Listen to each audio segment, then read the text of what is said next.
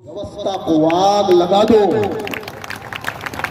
अरे ज्या व्यवस्थेनं तुम्हाला मागासवर्गीय बनवलं, भटक आदिवासी गुलाम लाचार मजबूर बनवलं, त्या ब्राह्मणवादी व्यवस्थेचे समर्थक आहेत एकनाथराव शिंदे, प्रतापराव सरनाईक। भारतीय जनता पार्टी, शिवसेना, राष्ट्रवादी काँग्रेस त्या पक्षांचे दोन पैशासाठी मुजरेगिरी करतात। आश्चर्य वाटते। काल परवा छावा चित्रपट आला तर बरेच लोक रडताना पाहिले। सोनू आणि कानू शिर्केचे फोटो आले, व्हिडिओ आले। महाराष्ट्रामध्ये आता लोकांमध्ये चर्चा चालू झाल्या, संभाजी महाराजांचे मारेकरी कोण त्याचा आता शोध चालू झाला। मी तुम्हाला हे फार जबाबदारीनं सांगतोय, बाबासाहेब आंबेडकरांनी ज्या दिवशी मनुस्मृती जाळली,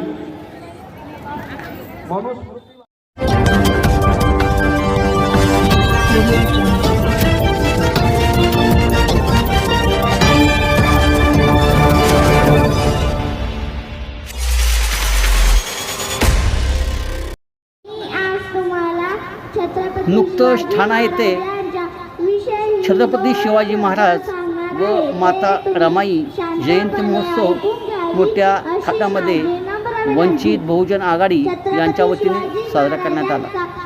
यावेळी विविध कार्यक्रमाचं आयोजन करण्यात आलं होतं। यावेळी प्रमुख व्याख्याते आणि यांच्या उपस्थितीत प्रबोधनाचा कार्यक्रम संपन्न झाला।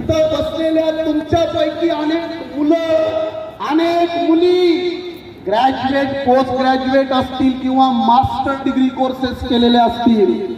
आपली अनेक मुलं बीबीए, एमबीए, बीसीए पासून एएनएम, जीएनएम पासून पीएचडी, नेट पर्यंत डिग्र्या घेतात, पण त्याला नोकरी दे नाही तर ते धनंजय मुंडे परडी तिथं तर मतदानच नाही कुणाला। त्यामुळे आपण सगळेजण डोक्यातली भीती काढा, वंचित बहुजन आघाडीच्या पाठीमाग भक्कमपणे उभं राहा। मी महाराष्ट्राचा उपाध्यक्ष नातीनं जबाबदारीनं सांगतोय की वर्तक नगर आणि ठाण्यातल्या वंचित बहुजन आघाडीच्या पदाधिकारी आणि कार्यकर्त्याकडे त्यांच्या केसाला जरी धक्का लावण्याचा प्रयत्न केला तर त्याला जशाला तसं उत्तर वंचित बहुजन आघाडी देईल। महानगरपालिकेमध्ये वंचित बहुजन आघाडीची एवढी ताकद वाढवा की बाळासाहेब आंबेडकरांचा आशीर्वाद घेतल्याशिवाय, बाळासाहेब आंबेडकरांच्या दरवाज्यात भिकाऱ्यासारखं उभं राहिल्याशिवाय त्या ठाण्याचा महापौर आम्ही बनवू देणार।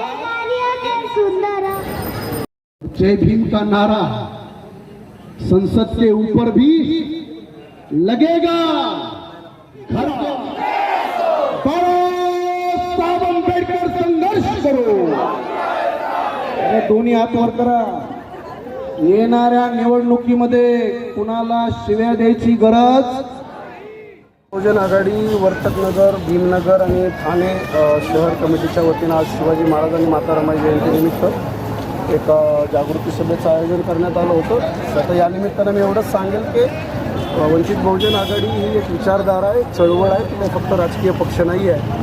त्यामुळे वंचित बहुजन आघाडी, शिवसेनेनं काय केलं, बीजेपीनं काय केलं, मग वंचितवाले काय करणार, कोण किती पैसे वाटतं, अशा पद्धतीनं वंचित बहुजन आघाडीचं मूल्यांकन आणि त्याची तुलना करणं हे पूर्णतः चुकीचं आहे।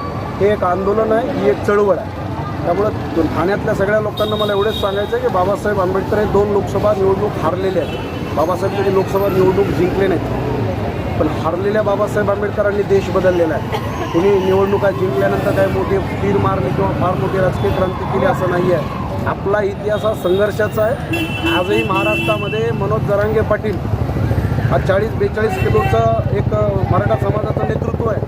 त्याचं वजन किती आहे ते सोडून द्या, पण मुख्यमंत्री एकनाथ शिंदेला गुडघ्यावर आणण्याची ताकद त्यांनी ठेवलेली आहे। त्यामुळं ताकद ही पब्लिकमध्ये असते आणि पब्लिक एकदा रस्त्यावर उतरली की तुमचे आमदार, खासदार आणि मंत्रिमंडळ आणि प्रधानमंत्री आणि अमित शहा, मोदी सगळे या सगळ्यांना जनता ही गुडघ्यावर आणते। महाराष्ट्रानं, देशानं पाहिलेलं आहे। त्यामुळे मी जनतेला एवढीच विनंती करेन की आपले हक्क आणि अधिकार शाबूत ठेवण्यासाठी आणि आपल्या प्रगतीसाठी तुम्ही वंचित बहुजन आघाडी प्रकाश आंबेडकरांच्या पाठीशी ताकदीनं उभं राहा.